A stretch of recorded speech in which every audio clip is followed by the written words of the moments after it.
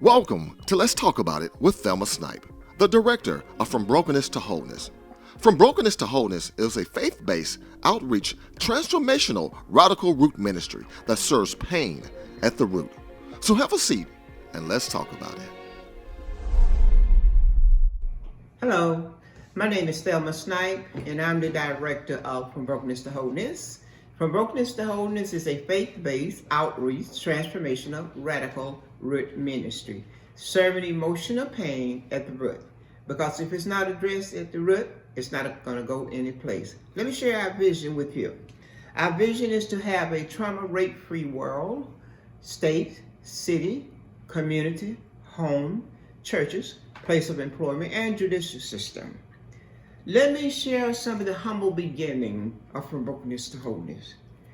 God gave me a dream before From Brokenness to Wholeness began, and he told me to read Habakkuk 2, 2 through 3. And it goes as this.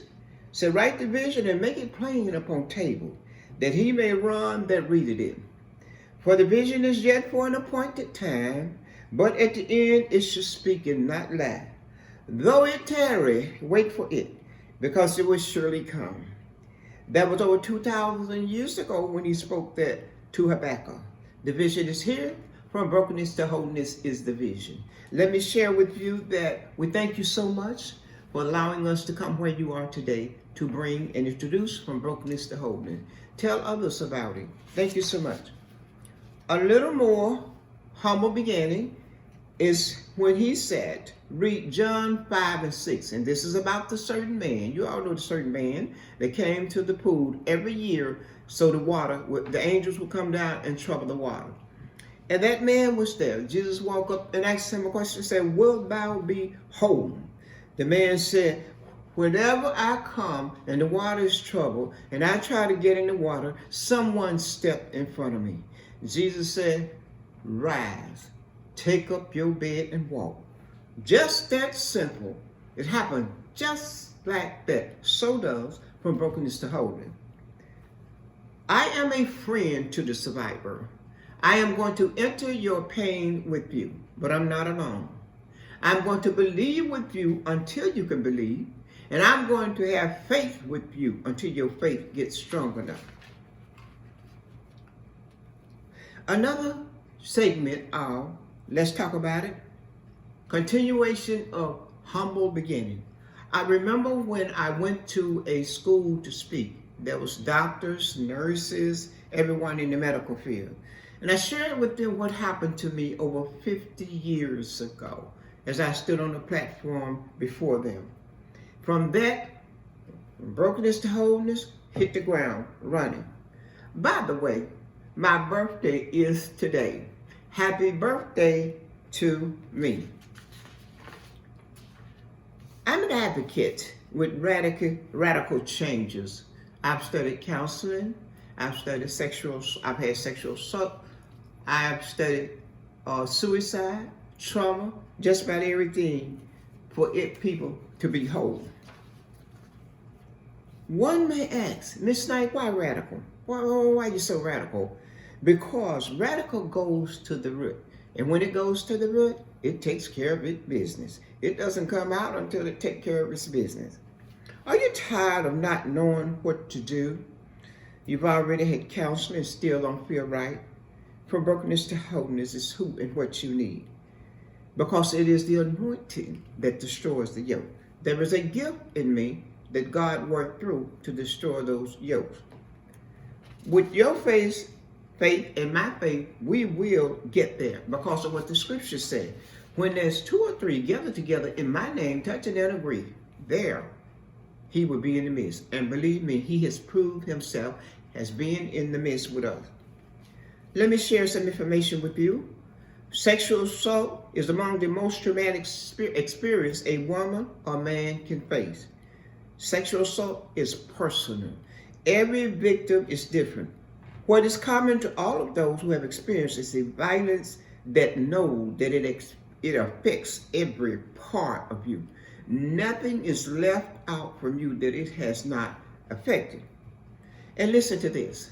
As long as rape has been going on, there's still doubt blaming the victim. That's so easy to do. Let me say something to the victim. It was not your fault. Doesn't matter where you were, what you was doing, what you wore. It was not your fault. In that case, if it was, how does a 3-month-old baby or a 3-year-old child keep herself or himself from being sexually assaulted? Sexual assault has serious consequences for mental health. There's lots of stigmas to deal with after a person been sexually assaulted. Most victims will suffer from anxiety, shame, anger, low self-esteem, suicide thought, as I was for myself. I remember when I was so suicidal. The saddest thing is I didn't know that it was even called suicide. I just didn't know. I thought that I had been told through the lies that Satan had placed in my thoughts. You heard me say I thought that this was not my home, that no one loved me, that I should leave here, how I should leave here, when I should leave. But I really didn't want to go. I really didn't want to go. This is my testimony. Let me share with you. I really didn't want to die. I'm just being honest. I hadn't, when the sexual assault happened with me, I had never heard of rape. I come from a little humble town way down in Delta, Mississippi, not far from where Emmett Till was killed. I had never heard of rape. But I do remember my mother saying to myself and my sister, she said, keep yourself, because one day you're going to get married, so keep yourself. Never mentioned rape. I thought many years later, Mama, you forgot to tell us that there might be someone to come and change that. But we didn't know. I had no idea. So anyway, so back to suicide. I was suicidal, and I wouldn't tell nobody. I was a very secretive person, very secretive. That's what my mind was telling me. Don't say it. Don't say anything about it. I was very secretive. So I just went from day to day, not sleeping at nighttime, struggling with myself, and went from day to day. Looked like all the time something would come and tell me what to do going up to this suicide. And I would do it. I asked a friend of mine, if something happened to me, will you take care of my son? And she said to me, yes. She said, we'll take care of your son. I said, but I'm going to ask my husband. So she asked her husband, said, Thelma wants to know if anything happened to her, will we take care of her son? And he said to her, yes, of course. They had 4 children and they had 1 son. Yes, of course we would take care of him. So I had that straightened out. Then my son was 9 years old, and I wanted to wait until he got 12 years old. I said, well, by the time he get 12, he would be able to accept my death. I mean, all of that was coming to my mind. See the plan? Y'all see the plan? But now, I really wasn't planning it. It was the thoughts that was planning it. And I'm a person like this. If I give my all to something, I'm going to work in it. So if I was faithful to do something, I wanted to do it. So I'm faithful to me. I'm thinking to my thoughts. It's like I have said I'm going to do it, so I was going to do it. But anyway, I went on. Every day was a struggle. And God sent someone in my life. I'm going to tell you this a little bit, then I'm going on. God sent someone in my life. And all she wanted to do was me to go to church with her. And I really didn't want to go. I wasn't ready to go to church. I had to go to church too much when I was young. Okay, went to that church day, night, anytime. I said when I got grown that I won't ever go to church anymore. Just like that. Ever know that I was going to church. So finally, because she had been so sweet, and finally I agreed to go to church with her. So I went. I thought it was a peculiar church, and I just sit there and watch, not knowing what God had in his plan. And I just watched, and she would not leave me alone. She would call me again and say, I'm going to pick you up. I'll pick you up. You want to go tonight? Have Bible study? I'll pick you up. So I went. I'm still being nice to her because she had been nice to me. So we went to church again. And that night, that Tuesday night, when service dismissed, the pastor wife had a certain place she sit in next to the aisle. And whomever came by her, Oh, if they slowed down, she was going to get her a hug. Now, if she had to reach and get them, she would get her a hug anyway. Okay? So anyway, this particular night, I decided that she seemed so friendly, that I would go over and speak to her. And I went and I spoke to her. Oh, did she hug me? Yes, she did. And while she hugged me, I said something I never said before in my life. I hear people actually doing it now, and I heard people doing it then, but it wasn't for me. I didn't do it. I said to her, will you pray for me? I asked, will you pray for me? And she said, baby, I sure will. She said, I surely will. And she had to, because that night when I got home and I went to bed, I couldn't sleep. But the only thing, and the only reason why I couldn't sleep is because I wasn't thinking about nothing but Jesus. Nothing but Jesus. Nothing but Jesus. That's all I was thinking about with Jesus. I'm going to tell you this. We're gonna start back with this. So I was thinking about Jesus. So I went back to church again. And the pastor, I don't know if he knows today that what I meant when I said what I said. And he asked the visitors to stand if they wanted to introduce themselves. So I stood up and said how I enjoyed the service, said my name and how I enjoyed the service, and this is my son. And then at the end of that, I did not intend to say what I said. This is the power of God. I did not just intend to say this. I said, I don't want to die. Just like that. I didn't intend to say that. And he responded, he said, you don't have to die. And he said some more words. But what I heard is that I didn't have to die. I was glad I didn't have to die. I still didn't know how not to die, how not to commit suicide. So I went back to church again. One more time. And he always would open the doors of the church for you to come in if you want to and offer baptism. He offered baptism. I went and I got baptized in the name of Jesus Christ. And when I came up out that water, I came up speaking in another language. And that was almost 43 years ago. And guess what? I hadn't heard from that suicide demon in almost 43 years. And he better not say anything now. I had to get that out, you all. I had to get that out. And when I said that sexual, thank you for listening. I said that sexual assault creates so many things. You ever met someone that seems so angry? Oh, they so angry. Nobody can please them. Look like they're just mean. They're so angry. Listen to this. Anger are born of a lack of self-control over the situation. A little 3-year-old cannot stop herself from being raped. I was 16 and I fought and I could not stop myself. That's what anger is born right in there. And see, it began, it feels powerless and manifests in different forms. Women experience great difficulty trying to tell the story to their loved ones. If their reaction are not supported, the shame and the guilt become ingrained on the inside of them. It's very important to listen closely to victims. They are not going to share it with everybody. This private.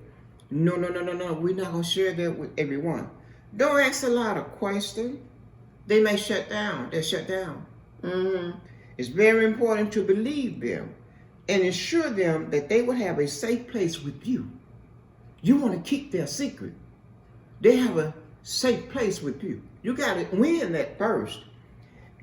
So when they have a safe place, they can speak on their terms. Don't blame us if you don't know all the part of our story. Don't blame us because we might not tell you. Let me say this also. I'm an advocate, a mentor. With wholeness, you might say, why do you talk about wholeness so much? Because it belongs to us. It belongs to us. I'm going to let you know later on information I have to bring to you. That's broken in everything, not just sexual assault, not just domestic violence, not just suicide, not just grief, any kind of broken, abandonment, parents left when you was young. That's brokenness. You say, well, what is the definition of from wholeness? The definition is wholeness take us back to the original state. Believe that. Wholeness take us back to the original state. I have a client that knows that she was violated numerous times because they was putting her into sex trafficking, and she know that she was violated. She said she stopped counting numerous times because she was just a young child. She said to me after she came through our program, she said, if I just didn't know from memory what happened to me, she said, there's no other way I would know because I'm not dealing with anything anymore concerning sexual assault. Wholeness. It's wholeness in the mind, wholeness in the body, wholeness in your spirit. All of those have to come together to be whole. Why, Miss Snipe, I hear you talking about wholeness. That's what you do. Wholeness brings sound mind, totality, balance, stability, strength. Who doesn't want that? Or who doesn't need that? I know I did. Okay, Miss Snipe, give me some more about why it's so important. Because it's the inner alignment of one's sense of identity, purpose, and feeling about life in oneself. We are released from fear. We can express the rare combination of our inner peace and vitality. Ooh, I can attest with that. I thought that peace wasn't ever going to be mine. It wasn't going to be attainable for me. That's what I thought. We did not come to this earth broken. No, we didn't. We was created as a well-working system. Aspects of ourselves have been tainted by Satan, which called for a transformational and wholeness. And God, here's the thing. This is what I want to share with you. God has placed the gift within me for wholeness. That's what he said. The book of John, talking about that certain man. We back to the certain man. As soon as Jesus said those things to him, he was made whole. Because what? All things is possible to him, that believe. 2021, that's the year we're in, July 5th. At this present time, sexual assault is the most prevalent crime in the United States, yet the most underreported and unreported. Wonder why? Sexual statistic reflects many crimes are not fully addressed or understood.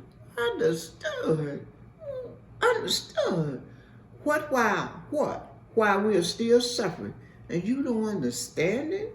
By the way, you probably won't ever understand it. I hope nothing like this happened to you. It makes me think about our client that was 95 years old. This is real. Believe me. 95 years old when she came to from brokenness to wholeness. This is a true story. She said to me, she thinks she cried 90 years because that's all she could do every day. Every morning she got up, she cried because her father sexually violated her at the age of 5. She was so pretty. I wish y'all would see her. She was so pretty. She said, she called me Sister Thelma. She said, I just cried every day. She's 95. She was 95 when she came. You can tell that this is not a person that is able to help a 95-year-old lady. That is who lived and what lived inside of me. I'm just a vessel. So I began mentoring her, and I let her know that she would have to go to counseling just like the rest of them. That's protocol. I want them to go through a counselor. God said that what to do. So she agreed, and I would be the one to take her because she knew at 95 that she wasn't driving. So I served her about 2 months. I think it was 2 months. And she gave me a call one Saturday morning, let's say 9:30 in the morning. I was sitting on my recliner in the living room, and I don't like to do anything on Saturday morning but what I want to do. That's me. But I was just sitting there in the cool, and my phone rang, and I answered, and she said, Sister Thelma. I said, yes, ma'am, Mother, how you doing? She said, I'm fine. How are you? I said, just great. I heard something, but I didn't know what I heard. She said, I just want to tell you that this is the way she talked to you all. I'm serious. That God has done healed me from that old thing that happened to me. And I said, what? Well, you know what I told you my father did to me at the age of 5. She said, God has done made me whole. I said, oh my goodness. Look, this is the truth. I fell out of the chair and to the floor and cried like a baby. I cried, and I'm not a crybaby. I cried and I cried and I cried. I cried so hard until when I did get up to get back on the phone, she was crying too. And she was trying to tell me what had happened to her.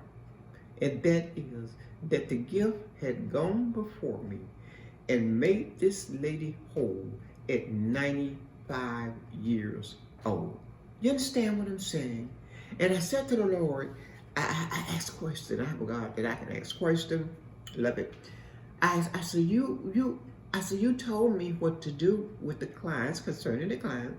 I said I was going to do that.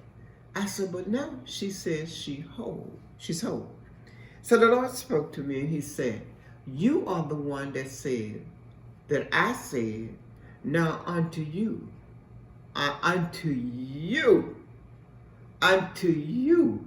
what I could do. He said, you said it. I said, I sure said it, Lord, oh my Lord. I sure said it. And God made that lady whole. Guess what?